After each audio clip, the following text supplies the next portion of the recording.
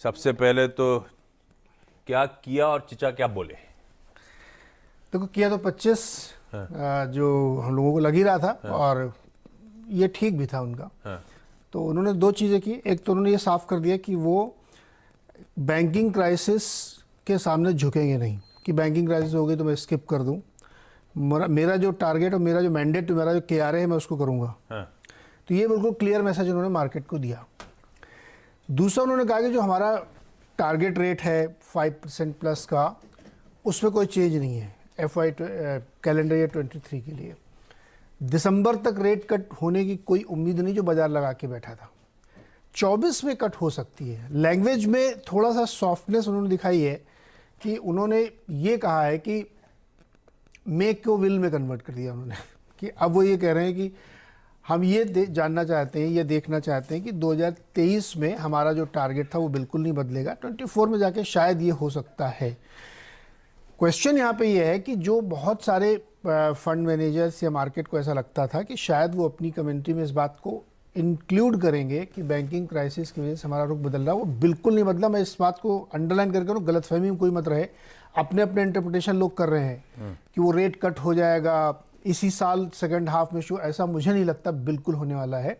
क्योंकि फेड की कमेंट्री तक कल मार्केट बहुत ही इंटरेस्टिंग जंक्शन पे था, एकदम फ्लैट था। प्रेस कॉन्फ्रेंस का पहला शब्द निकलते ही फिर उसमें रिएक्शन शुरू हुआ और आखिरी में 550 पॉइंट नीचे। इसमें एक चीज़ और जिसने मूड बिगाड़ा मार्केट को, वो ज़रूर ऐड करना चाहिए कि जेनेट येलेन जो वहाँ की फाइनेंस मिनिस्टर, उन्होंने कल ये कहा कि हम पूरे बैंकिंग सिस्टम के डिपॉजिट को गारंटी नहीं कर सकते हैं, उसको इंश्योरेंस नहीं दे सकते हैं। ये अपने आप में एक और एडिशनल प्रॉब्लम क्रिएट की उन्होंने कि फेड जो कर रहा है उसमें मेरा ये कंट्रीब्यूशन कि हम गारंटी नहीं दे सकते। कल तक ये हम सब लोग कह रहे थे, इवन वो खुद कह रही थी कि पूरे देश के डिपॉजिट को करेंगे। तो अब मुश्किल ये है कि बैंकिंग क्राइसिस अपने लेवल पे चलती रहेगी, उसमें से कितना निकलेगा पता नहीं है, लेकिन उन्होंने ये इंश्योरेंस न देने की बात करके ये एक मार्केट को और दिक्कत में डाला। दूसरी चीज़ एक बहुत इंपॉर्टेंट है, उन्होंने PCA का अपना टारगेट थोड़ा सा ऊपर बढ़ाया 0.1% का। उससे लगता है कि थोड़ा सा रीजनेबल हो रहा है फेड वाले, उनको लगता है कि इतनी तेज़ी से नीचे नहीं आएगा, तो वो एक थोड़ा सा ऊपर टारगेट उन्होंने कर दिया, जिससे कि लगता है कि समझदारी वाला फैसला है।